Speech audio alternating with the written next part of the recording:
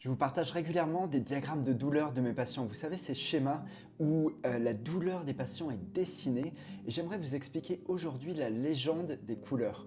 Pourquoi? Parce que chaque couleur a une signification très importante qui me permet de documenter les symptômes de mon patient de façon à, premièrement, établir un diagnostic avec eux et puis surtout voir l'évolution de ces symptômes au cours du temps.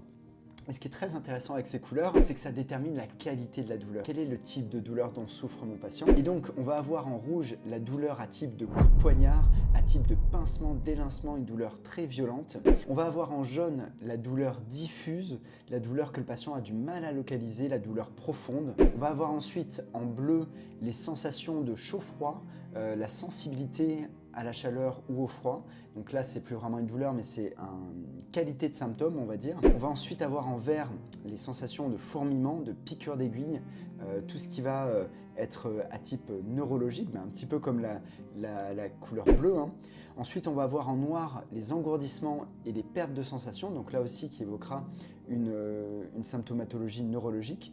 Et on va avoir en marron tout ce qui va être décrit comme de la raideur, de la fatigue, un symptôme difficile à caractériser par les patients que je vais mettre en marron. Donc voilà, le fait d'analyser correctement cela va nous donner une compréhension très fine de la symptomatologie du patient et va me permettre moi de mieux comprendre sa douleur, de mieux comprendre qu'est-ce qui éventuellement peut lui causer cette douleur et aussi potentiellement de la sensibilisation centrale de mon patient s'il y a différents sites de douleur qui s'allument avec des symptômes parfois rares ou difficilement descriptibles, ça va potentiellement me faire penser à une sensibilisation centrale, à une douleur neuropathique si on a vraiment des caractéristiques neurologiques et sinon à une douleur nociceptive, mécanique ou inflammatoire.